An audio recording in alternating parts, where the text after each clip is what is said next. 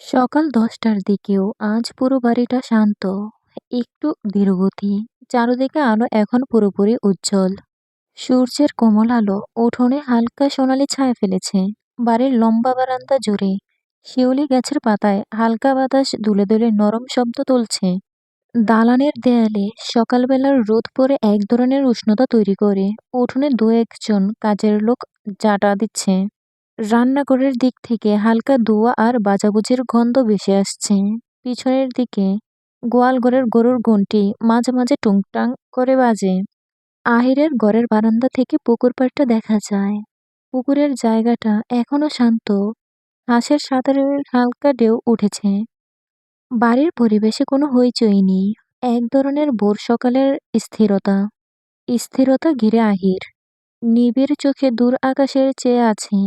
তার চোখের সামনে শুধু ফারদিনের আর সুফিয়ানের কথাগুলো, একসাথে তাদের কাটানো মুহূর্তগুলো যেন তার সামনে স্পষ্টভাবে বেশি বেশি বেড়াচ্ছে। সুফিয়ানের শেষ কথাগুলো তার কানের কাছে বিদ্ধ হয়ে আছে। বিচ্ছেদ কখনোই সুন্দর হয় না। বিচ্ছেদ যদি হয় ভুল বোঝাবুঝির অবসান ঘটিয়ে দুজন দুজনের থেকে চিরদিনের জন্য দূরে সরে যাওয়া, তবে সেই বিষাক্ত আঘাত যেন মৃত্যুর মতোই কঠিন। ভালোবাসা সুন্দর, কিন্তু কখনো কখনো এর শেষ পরিণতি ভয়াবহ হয়। ভেবে আহির যেন স্তব্ধ হয়ে গেল পুরোপুরি। ভোরবেলা বইটি পড়া শেষে রাফিদ মির বিছানায় শুয়ে শুয়ে সুফিয়ান এবং ফারদিনার বিষয়ে আলোচনা করতে করতে দুজন ঘুমিয়ে যায়। সারা রাত জেগেছিল বলেই এখন বেঘোরে ঘুমাচ্ছে। আহির বারান্দা থেকে ঘরের ভিতরে চলে আসলো। পায়চারি করতে করতে ভাবছে, এখন সে কি করবে, কোথায় যাবে, কার কাছে যাবে, কে তাদের শেষ পরিণতির ঘটনা বলতে পারবে।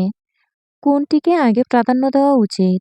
মিলনের অস্বাভাবিক মৃত্যু, নাকি সুফিয়ান এবং ফারদিনের সাথে কি ঘটেছিল তা উদ্ঘাটন করা? তারা বেঁচে আছে? বেঁচে থাকলে কোথায় আছে? তবে সে নিশ্চিত বেঁচে নেই তারা। তবে আল্লাহর ইচ্ছেতে দীর্ঘায়ু পেয়ে থাকলে হয়তো বেঁচে আছে।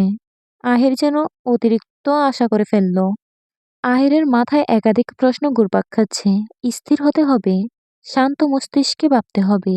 আজ দিঘির পাড়ে গতকালের অচেনা ঘোড়াদারে লোকটি অপেক্ষা করবে। উনি নিশ্চয়ই কিছু জানেন, নয়তো সুফিয়ান এবং ফারদিনার শুভাকাঙ্ক্ষী। তাদের খুঁজে বের করতে লোকটি অপ্রাণ চেষ্টা করছে। হয়তো তিনি নিজেও অনেকভাবে খুঁজেছেন তাদের, পায়নি। আহির একজন গোয়েন্দা বলে অনেক আশা নিয়ে এসেছে তার কাছে। আহির তার আশা ভঙ্গ করবে না।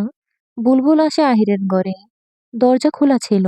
বলল, আপনাদের নিচে নাস্তা খেতে ডাকছেন মালকিন, তাড়াতাড়ি আসুন। বলে চলে গেল। আহির কোনো কিছু বলল না। মীর ও রাফিদকে ডাকলো। উঠছে না। এভাবে ডাকলে হবে না। আহির জগের জল থেকে হাতে জল নিয়ে তাদের দিকে ছিটিয়ে মারল। মীর নড়েচড়ে শোয়। রাফিদ এপাশ ওপাশ করল। আহির পুনরায় ডাকলো। বলল, গতকালের অজানা লোকটি, যিনি আমাকে বইটি পড়তে বলেছেন, সে দিঘির পাড়ে বসে অপেক্ষা করবে। চল ওনার সাথে দেখা করে আসি। মীর ঘুম ঘুম চোখে উঠে বসল।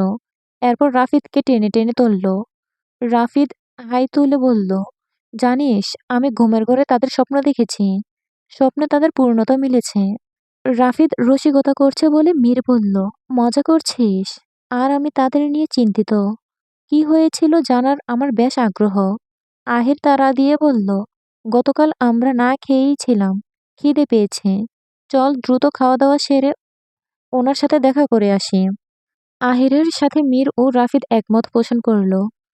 খাবার টেবিলে সবাই অপেক্ষা করছে তাদের জন্য। রাফিদ মীর আগে আগে সিঁড়ি বেয়ে নেমে টেবিলে গিয়ে বসল। আহির কালো রঙের শার্টের হাতা বাজ করতে করতে নিচে নামছে। গৌরীর চোখ তুলে একবার তার দিকে তাকালো।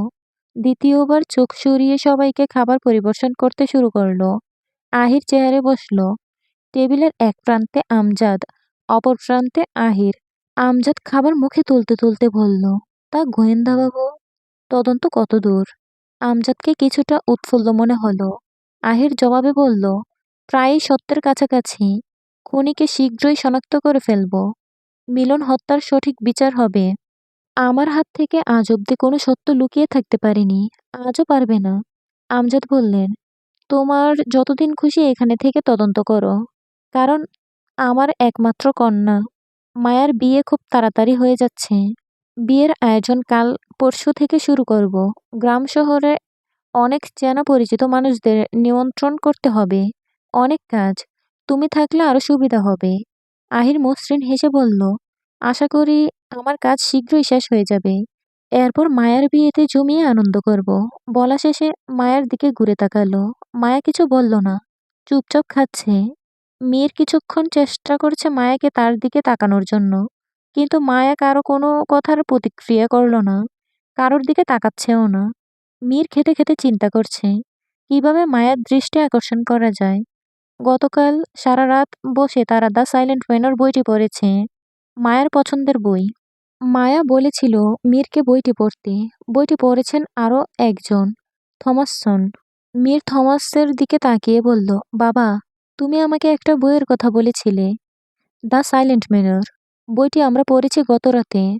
কেমন ছিল অসম্পূর্ণ বইটি? থমাস খাবার হাতে প্রশ্ন করলেন। মীর থমকে বলল, বইটি পড়ে রীতিমতো আমরা নির্বাক। মাথার মধ্যে একটাই প্রশ্ন ঘুরপাক খাচ্ছে। সুফিয়ান, অর্থাৎ বইটির লেখকের সেদিনের পর কি হয়েছিল? ফারদিনাই বা কোথায়? আমিও জানার চেষ্টা করেছি, কিন্তু ব্যর্থ হই। মায়া শীতল চোখে মীরের দিকে তাকিয়ে আছে। তার বলা বইটি নিয়ে কথাগুলো বেশ মনোযোগ দিয়ে শুনছে। আহির থমাসসনের প্রশ্ন টেনে বলল, আঙ্কেল, এটা বাস্তব ঘটনা। এর শেষ পরিণতি কি হতে পারে আন্দাজ করতে পারছি না।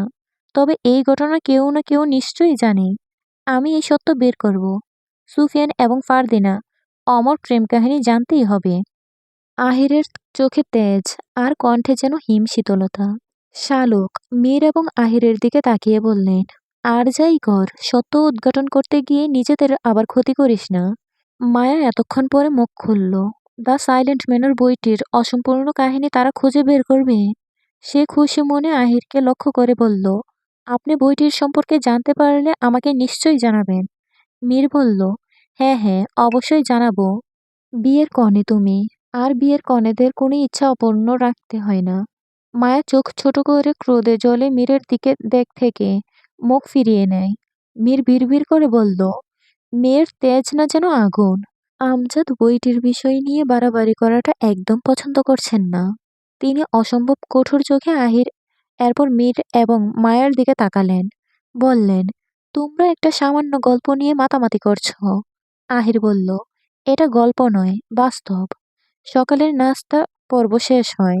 আমজাদ এবং থমাসসন কারখানার উদ্দেশ্যে বেরিয়ে যান। সাথে আছে আমজাদের ম্যানেজার আবুল। আজকাল কারখানার দায়িত্বে আমজাদ সময় দেওয়ার চেষ্টা করেন। থমাসের সাথে সেই সুবাদে অন্তত আলাদা সময়ও কাটানো যায়। থমাস আজকাল বেশ তাড়া দিচ্ছে মায়ার বিয়ে নিয়ে আমজাদকে। বারবার বলছে মায়ের বিয়ের কাজটা দ্রুত সেরে ফেলতে হবে। যত দ্রুত মায়ের বিয়ে কাজ শেষ হবে সে তত দ্রুত থাইল্যান্ডে ফিরে যেতে পারবে। আহির আগে আগে তৈরি হয়ে ঘরের বাইরে বের হয়ে উঠোনে পায়চারি করতে করতে সিগারেট ধরালো। গোরাশালার দিকে তাকাতেই চোখ পড়ল পুকুর পাড়ে। সেখানে গৌরী এবং মায়া হাসাহাসি করছে। আহির সিগারেটটা ফেলে দিল। একবার ঘরের দিকে তাকালো। রাফিদ মীর এখনো বের হয়নি। সে পুকুর পাড়ে গেল। মায়া ঘাটের ওপর বসে আছে। গৌরী দাঁড়িয়ে দাঁড়িয়ে কিছু বলছে। মুখে একরাশ হাসি। তার পরনে মেরুন রঙের সুতি কাপড়ের থ্রি পিস, চুলগুলো বেনুনি করা। আহির যেন আজ প্রথমবার গৌরীর সৌন্দর্য উপলব্ধি করছে। চোখে পড়ছে নিঃছিদ্র নীরবতার ভিতর দিয়ে যেন হঠাৎ অভিভূত হওয়ায় এক অপরূপা সুন্দরী নারী। তাকে প্রথম যেদিন আহির দেখেছিল, প্রথমেই তার চোখ থমকে গিয়েছিল। তার গায়ের রং যেন ভোরের শিশিরের ভেজা চাঁদের উজ্জ্বল আলোর মতো। চুলগুলো কোমর ছুঁয়ে নেমে এসেছে, কালো রেশমের মতো মসৃণ। হালকা বাতাসে দুলে উঠলেই মনে হয় দিনের আকাশে সূর্যের কিরণ নড়ে উঠেছে। চোখ দুটি বড়, গভীর, যেন স্থির পুকুরে জমে থাকা রহস্য। তার দৃষ্টিতে আছে এক অদ্ভুত টান, নরম শান্ত, আবার কোথাও একটু অপ্রকাশ্য বিষাদ লুকিয়ে আছে যেন। চোখের পাপড়িগুলো লম্বা ও মোটা, পাখার মতো দোল খাচ্ছে। নাকটি ছোটখাটো, তীক্ষ্ণ, ভীষণ মানানসই তার মুখাবয়ের সঙ্গে।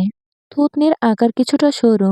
মুখের গড়ন যেন শিল্পীর তুলি দিয়ে আঁকা, পরিপাটি, আকর্ষণীয়, একটু বাড়তি নয়। আহির আকৃষ্ট হলো গৌরীর সৌন্দর্যে। গৌরীর দিকে পা বাড়াতেই মীরের কণ্ঠ ভেসে আসলো। সে ডাকছে। আহির আর সামনের দিকে পা বাড়ালো না। ঘুরে মীর এবং রাফিদকে নিয়ে দিঘির পাড়ের দিকে তিনজন গোড়া নিয়ে বেরিয়ে যায়। গৌরী মায়ার আড়ালে একবার দূর থেকে আহিরের দিকে দেখলো। না চাইতেও ঠোঁটের ফাঁকে এক টুকরো হাসি চলে আসে। দিঘির পাড়ে বড় বড় গাছ ব্যতীত কিছুই দেখা যাচ্ছে না। দিঘির পাড়ে গাছ, দিঘির জল ব্যতীত আর কিই বা দেখা যাবে? দিঘির ঘাটের অবস্থা ভাঙাচোর। দীর্ঘদিন ধরে দিঘির পাড়ের যত্ন কেউ নেয় না। বোধহয় কারো ও দরকার হয় না। চারদিকটা কেমন ছন্নছাড়া। মীর বলল, আমি ওই দিন রাতে মোহিনীর চিঠি নিতে এখানেই এসেছিলাম, বলে গোড়া থেকে নামলো। আহির গোড়া থেকে নেমে অচেনা ঘোড়াধারী লোকটিকে খুঁজল। দিঘির পূব দিকে তাকালো আহির। অচেনা সে বয়স্ক ঘোড়াধারী লোকটি দাঁড়িয়ে আছে। পরনে পোশাকটা খুবই সাদামাটা, তবুও চোখে পড়ার মতো। ধুলোমাখা মলিন মাটির রঙা কুর্তা হাঁটু পর্যন্ত নেমে এসেছে। তার উপর শীতের মোটা পোশাক। বহু পথ পাড়ি দেওয়ার ক্লান্তি তার বাজে লেগে আছে। পায়ে পুরনো চামড়ার স্যান্ডেল, হাঁটুর কাছে ওঠা ধুলো স্পষ্ট। কোমরে বাঁধা ক্ষয়ে যাওয়া কাপড়ের বেল্ট, তাতে ছোট একটি থলে ঝুলছে।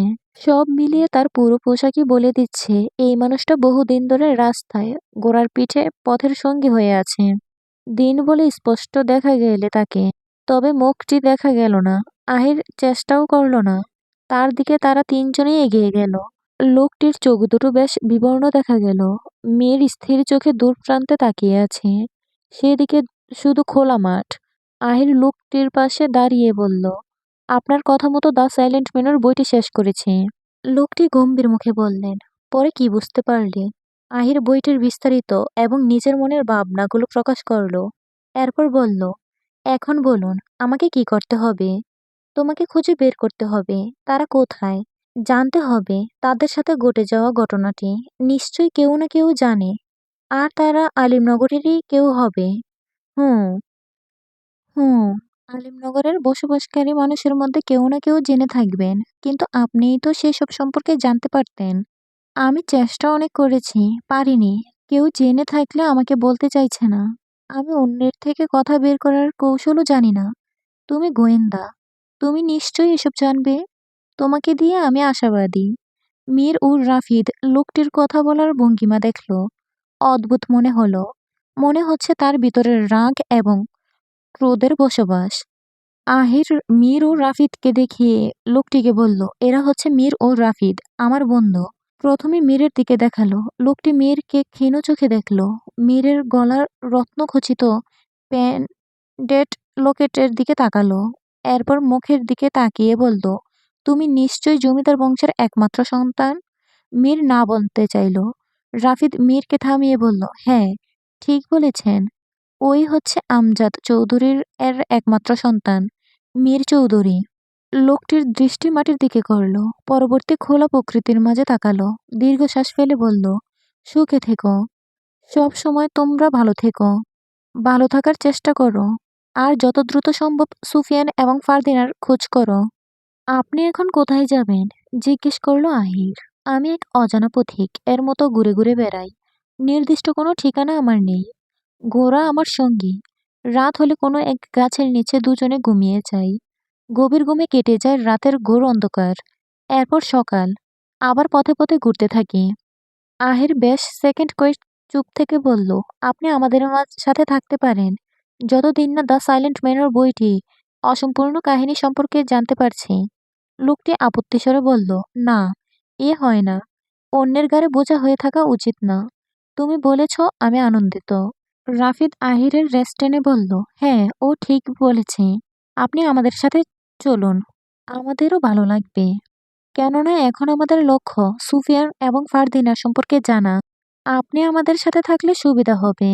লোকটি নির্বিকার চোখে মীরের দিকে তাকালো। এরপর ভেবে বলল, আচ্ছা, তোমরা যখন এত করে বলছো তবে তাই হোক। থেমে আবার বলল, এখন তোমরা কোথায় যাবে? আমি আমার কাজ শুরু করব। সুফিয়ান, ফারদিনা এবং মিলন হত্যার রহস্য উন্মোচন করব। আহির বলল। মিলন হত্যার কথা শুনে লোকটা কোনো প্রতিক্রিয়া করল না। মীর বলল, তুই একা না, তোর সাথে আমরাও আছি। তাহলে দেরি কিসের? বেরিয়ে পড়ো তোমরা, আমি এখানেই অপেক্ষা করছি। দিঘির পাড়ে বসে থাকবো। নীরব দিঘি বলে হেঁটে ঘাটের দিকে গেল। ঘাটটা ভাঙা, এক অংশে বসার মতো জায়গাটুকু আছে। লোকটি নিস্তেজ শরীরে সেখানে বসে। আহির, মীর এবং রাফিদ বেরিয়ে পড়ে তাদের গন্তব্যে। অচেনা অজানা গন্তব্যে। কোথায় গেলে সুফিয়ান এবং ফারদিনের হদিস মিলবে তারা জানে না। কারা তাদের হদিস দিতে পারবে তাও যে অজানা। মীর ধীরগতিতে ঘোড়ার চেপে সামনে এগুচ্ছে। তার চোখের সামনে ভেসে উঠল সেই পরিত্যক্ত প্রাসাদ। পশ্চিম পাশের শেষ প্রান্তের সেই ঘটনা তার মনে হঠাৎ জানান দিল। রাফিদ এবং সে আলিমনগরের শেষ প্রান্তে দাঁড়িয়েছিল। দূর থেকে পরিত্যক্ত প্রাসাদকে পরিত্যক্ত অবস্থায় নয়, বরং জীবিত মনে হয়েছিল। মীর অন্যমনস্ক, একই সঙ্গে রাফিদও অন্যমনস্ক হয়ে ভাবছে কিছু। সে কিছু ভাবতে ভাবতে নিঃশব্দে হাসল। বিষয়টি লক্ষ্য করল আহির। বলল, তোরা এত চুপচাপ কেন? কি ভাবছিস? আমার ভিতরে শুধু ফারদিনা আর সুফিয়ানের আর্তনাদ ভাসছে। যতক্ষণ না তাদের সম্পর্কে জানছি ততক্ষণ শান্তি পাবো না, বলল মীর।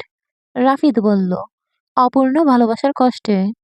প্রার্থনা একটাই, দুনিয়াতে কারো ভালোবাসা যেন অপূর্ণ না থাকে, কেননা পুনর্জন্ম আর হবে না।